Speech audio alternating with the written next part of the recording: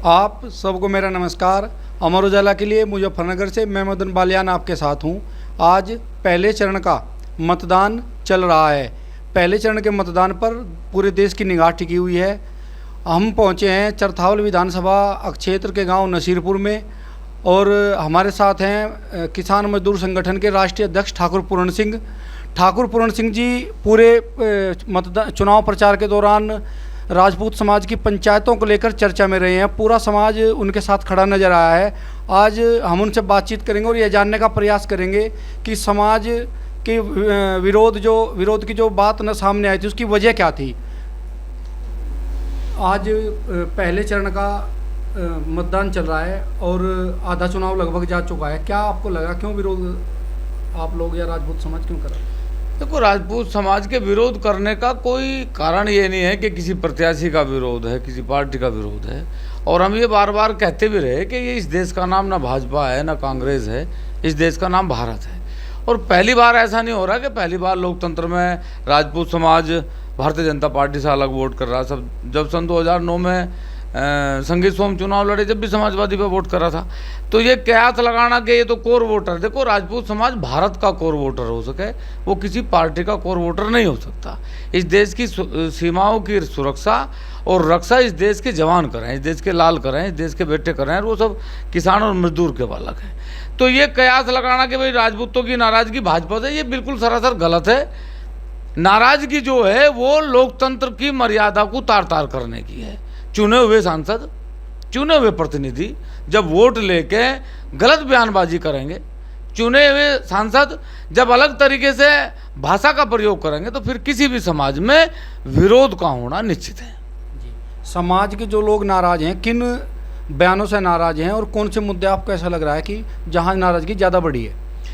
देखो बालियान साहब, हम लोगों ने लगभग हजारों मूर्तियां इस देश में लगाई। पृथ्वीराज चौहान जी की मूर्तियां लगाई, महाराणा प्रताप जी की मूर्तियां लगाई, मीर भोज जी की मूर्तियां लगाई, और हजारों मूर्तियां राजगुरु सुखदेव भगत सिंह की जगह जगह। लेकिन आज तक कभी भी किसी व्यक्ति ने आज तक ये नहीं लिखा कि भाई राजपूत सम्राट या सिख सम्राट, जाट सम्राट, कहीं नहीं लिखा। सबने लिखा कि हिंदू हृदय सम्राट, किसान नेता, किसान मसीहा, ये सब शब्दों का प्रयोग करा। लेकिन जब पहली बार गुजरों ने एक शब्द लिखा गुज्जर सम्राट मीर भोज, उस पर एक बड़ा ऐतराज पूरे समाज को। और हमने ये कहा कि भाई हमारा आप लोगों से निवेदन है, आग्रह है कि ये महापुरुष बहुत बड़े महापुरुष हैं, इनका जाति सूचक शब्द लिख के इनके कद को छोटा ना करें। हमारा निवेदन है कि इनके सामने आप हिंदू हृदय सम्राट लिख के, सब हिंदू हैं, जब हिंदुओं के नाम पे सरकार बनी हुई है तो फिर आप हिंदू लिख दो, हिंदू हृदय सम्राट मीर भोज। लेकिन उसके बाद क्या हुआ कि 29 मई की घटना हुई, जिसमें वर्तमान में जो सांसद थे प्रदीप चौधरी, उनका लड़का अंशुमन, फिर मुकेश, फिर किरतपाल, फिर मतलब जितने भी उनके प्रतिनिधि थे, सब लोगों ने मिलकर यात्रा निकलवाई। और सबसे बड़ा दुर्भाग्य ये है कि फिर उसमें माताओं को, बहनों को गालियाँ दी गई और कहा कि भाई राजपूत समाज ने तो जितने भी आज तक रियासतें ली, वो सब रियासतें इन्होंने मुगलों के साथ समझौते करके ली, अंग्रेजों के साथ समझौते करके ली। तो समाज देखो कहीं ना कहीं स्वाभिमान की उस लड़ाई को लड़ रहा था, चाहे वो 29 मई की घटना हो, चाहे फिर वो केथल की घटना हो, ग्वालियर की घटना हो। तो समाज एक चिंगारी के रूप में आहिस्ता आहिस्ता में जो काम कर रहा था, उस समाज को आज ऐसा लगा कि लोकतंत्र के इस मंदिर में यदि इस बार भी ये बड़बोले सांसद और विधायक जाएंगे तो कहीं ना कहीं देश को नुकसान होगा, उसका ये विरोध। जी। तो पहले चरण का मतदान अब दोपहर के लगभग 12 बज चुके हैं और आधा मतदान जा लिया। जो आप लोगों का विरोध था और जो क्षत्रिय समाज ने बात उठाई थी, उसका आप कितना असर देख रहे चुनाव पे? देखो, मैं लोकतांत्रिक व्यवस्था में बिल्कुल भी हस्तक्षेप नहीं करना चाहता, ये लोगों का मत है। और मेरा जो मत था, जैसे मोदी जी चुनाव में अपने लिए वोट मांगे, तो इस बार मैंने भी अपने समाज से आह्वान करा था कि भाई भारतीय जनता पार्टी को इस बार वोट ना करें, ये स्वाभिमान की लड़ाई है। तो जैसे मोदी जी अन्य पार्टियां भी अपने लिए वोट मांगे, तो मेरा इस बार यही था सबको कहने का, क्षत्रिय समाज जो लड़ाई लड़ रहा था। अब उसका कितना असर होगा कितना नहीं होगा, ये तो लोकतंत्र में मैं कोई बात कहूँ, ये मर्यादा में नहीं है। लेकिन मुझे लग रहा कि इस बार क्षत्रिय समाज पूर्ण रूप से अपने स्वाभिमान की लड़ाई लड़ने के लिए बूथ पर जागा। जी। तो राजनीति में जो भागीदारी की बात आती है, इस बार के चाहे कोई भी राजनीतिक दल हो, तो आपको क्या लग रहा है कि क्षत्रिय समाज की भागीदारी कम हुई है? देखो, मैं भागीदारी पे मेरी लड़ाई न थी, ना मेरी भागीदारी पे लड़ाई है। क्योंकि भागीदारी पे लड़ाई तब हो तब आदमी भागीदारी पर लड़ रहा हो। लोकतंत्र है, मान लिया 543 सीट हैं, तो ऐसा तो है नहीं कि सारी ठाकुरों की मिलनी है। सब समाज है, पूरा देश है, अलग अलग जाति, अलग अलग धर्म के लोग हैं और सभी चुनाव लड़ रहे हैं। हाँ, कुछ लोगों को मान लिया गाजियाबाद से, जैसे वीके सिंह जी का टिकट कटा, वो पिछले चुनाव में 5.5 लाख वोटों से जीते और इस बार उनका टिकट काट दिया, तो कहीं ना कहीं समाज को बुरा लगा। लेकिन वीके सिंह जी को तो बुरा नहीं लगा, वो तो विरोध नहीं कर रहे हैं कहीं। हाँ, कभी कभी आपने देखा होगा भीष्म पितामह को बहुत बुरा लग रहा था तब द्रौपदी का चिर उतर रहा था, लेकिन वो मौन रहे और उसी मौन के कारण फिर हस्तिनापुर का विनाश हुआ। जी। तो अब जो पहले चरण का जो मतदान चल रहा है, आपने पहले चरण में क्षत्रिय समाज एकजुट किया है, तो क्या दूसरे चरण, तीसरे चरण, चौथे चरण और पांचवें चरण वहाँ भी ये विरोध जारी रहेगा? देखो, पहले चरण का मतदान आज हो जाएगा, दूसरे चरण में मतदान 26 तारीख को है और मेरे कल से प्रोग्राम है गौतम बुद्ध नगर, गाजियाबाद और आंवला और बदायूं। मतलब दूसरे चरण में सभी जगह मेरे पंचायत लगी हुई है और उससे बाद में तीसरे चरण में जहाँ भी चुनाव होगा, मेरा मानना यह है कि मैं अपनी मर्जी से अब कुछ नहीं मतलब कर रहा, लेकिन यदि समाज मेरी आवश्यकता महसूस कर रहा, समाज ये महसूस कर रहा कि मुझे कहीं जाना चाहिए, तो पूरे भारत में मुझे कहीं भी बुलाने का प्रयास होगा, मैं जाने का प्रयास करूँगा। ये जो पूरा मामला है और आप लगातार पंचायतें कर रही हैं, तो क्या ये लोकसभा चुनाव तक रहेंगी या उसके बाद भी, जब लोकसभा चुनाव का प्रचार और नतीजे आ जाएंगे, क्या उसके बाद भी जारी रहेंगी? देखो, ये लोकसभा से पहले ही आंदोलन शुरू हुआ था, क्योंकि पहली पंचायत जनवरी में हुई थी, तब चुनाव नहीं थे, और 15 मार्च से जब इसकी यात्रा का शुभारंभ हुआ, क्षत्रिय स्वाभिमान यात्रा, जब भी चुनाव नहीं थे। ये न चुनाव से पहले ये आंदोलन खत्म हुआ और न चुनाव के बाद खत्म होगा, लगातार चलता रहेगा पूरे देश में, और पूरे देश में एकजुट करने का प्रयास करेंगे लोकतंत्र की मजबूती के लिए। सभी बिरादरियों को साथ लेके लोकतंत्र को मजबूत करने का काम करेंगे, क्योंकि देश में जब भी कभी पार्टी मजबूत होवे तो देश का लोकतंत्र कमजोर होवे।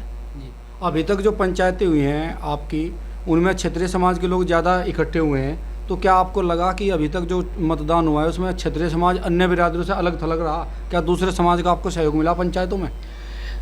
मैं यदि बात करूं तो 15 तारीख में जब माता शाकुंभरी देवी से हम यात्रा लेके गए, तो पहला प्रोग्राम हमारा रायपुर कुंडी थी, वो कैराना लोकसभा का पहला गांव है। और मैं आपको बताऊं, एक भी ऐसा गांव नहीं होगा, एक भी ऐसी पंचायत नहीं होगी जिस पंचायत में उस गांव के सभी जाति के लोग ना आए हों, चाहे वो सैनी समाज हो, कश्यप समाज हो, पाल समाज हो, वो मतलब कोई ऐसी जाति नहीं होगी उस गांव में रहने वाली जो वहाँ नहीं आई। और सब ने ये कहा कि लोकतंत्र मजबूत होना चाहिए, पार्टी मजबूत अगर होगी तो लोकतंत्र का कहीं ना कहीं दबाव में रहने का काम होगा। कोई ऐसी एक मांग जो आपको लगता है कि हमारी समाज की, क्षत्रिय समाज की, ये पूरी होनी चाहिए, या कोई 2 मांग या कोई 3 मांग, ऐसी कोई एजेंडा बनाया आप लोगों ने, क्षत्रिय समाज ने, कि ये बात पूरी होनी चाहिए तब हम सहमत होंगे? देखो, पहली बात तो लोकतंत्र में किसी से मांगा नहीं जा सकता, क्योंकि घोषणा पत्र जारी जब करें सरकारें तो वो अपना घोषणा पत्र वो कहें कि हम ये देंगे, तो फिर जब वो पहले ही देने के लिए घोषणा पत्र जारी करें तो मेरे हिसाब से लोकतंत्र में कुछ मांगा नहीं जा सकता। लेकिन स्वाभिमान की एक बात यह है कि हमने ये कहा कि एक कानून बने इस देश में कि कोई भी जाति किसी महापुरुष के सामने जाति सूचक शब्द ना लिखे। पहली हमारी ये सरकार से हमने प्रस्ताव रखा। दूसरा प्रस्ताव हमारा ये था कि जितने भी बोर्ड, जितनी भी मूर्तियाँ अब तक लगी, चाहे वो मेरा समाज लगाए, चाहे राजपूत समाज ने लगाई, चाहे वो गुज्जर समाज ने लगाई, चाहे वो अन्य समाज ने लगाई, उन सभी मूर्तियों के सामने से जाति सूचक शब्द हटाए जा और उन पे हिंदू हृदय सम्राट लिखा जा, या फिर उन पे क्षत्रिय सम्राट लिखा जा, महान राजा लिखा जा, किसान लिखा जा, लेकिन उन पे जाति सूचक शब्द ना लिखे जा। एक हमारी ये थी। तीसरा हमारा ये था कि जिन भी बड़े नेताओं ने जाति सूचक शब्दों का प्रयोग करके गाली देने का काम करा, उन सब के टिकट भी कटनी चाहिए और वो लोकतंत्र के उस मंदिर में जाके ना बैठे, क्योंकि उससे उस मंदिर में भी अपवित्रता होगी। भाजपा सरकार के, केंद्र सरकार के 10 साल पूरे हो गए हैं, तो क्या या प्रदेश में लगातार दूसरी बार भाजपा की सरकार है, कौन सी ऐसी चीज़ें हैं जो आपको लगता है कि सरकार में ठीक हुई हैं कि हाँ इन चीज़ों पर काम हुआ है और ये बहुत बेहतर हुई हैं पिछली सरकारों से? देखो, मैं ना बालियान साहब ये कहूँ कि जब सन 52 में पहली बार देश में चुनाव हुए तो इस देश का बजट और इस देश की व्यवस्था इतनी अच्छी नहीं थी जब पहली बार चुनाव हुए इस देश में 52 में। तो ये आंकड़ा लगाना कि जब मेरे पिताजी थे तो मेरे पिताजी की आमदनी थी 50 रुपये और आज मेरी आमदनी 50 लाख रुपए, तो मैं इसे विकास के आईने तक नहीं देखना चाहता। आज सरकार ने सड़कें बनाई अच्छी, मेरा मतलब ये नहीं कि सरकार ने काम नहीं करा, सरकार ने अच्छा काम करा, मेरा इसमें कोई दो राय नहीं। सड़कें अच्छी बनी, लेकिन आपने सड़कों पे दुकान लगा दी। मैं पैसे दूं सड़क पर को निकल जाऊं, इससे सड़क बनाने का लाभ सरकार को हो रहा तो अगर मैं एक बार यहाँ से मुजफ्फरनगर जाऊँ तो 80 रुपये लीटर का पेट्रोल मुझे 135 रुपये लीटर में पड़ रहा है टोल के बाद।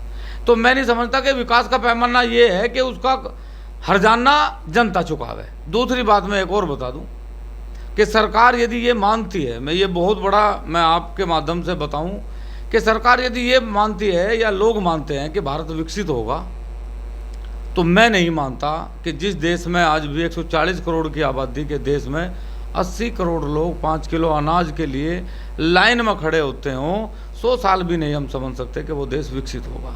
इसलिए झूठा आईना दिखाने से कोई लाभ नहीं है। मेरी रिपोर्ट नहीं है, सरकारी आंकड़े बता रहे कि हिंदुस्तान में पढ़ा लिखा डिग्री जिन पे है, जिन लोगों के पास डिग्री, जिन बच्चों के पास डिग्री है, जिन युवाओं के पास पढ़ी लिखी जनरेशन के पास डिग्रियाँ हैं, आज की तारीख में वो 83% बेरोजगार हैं।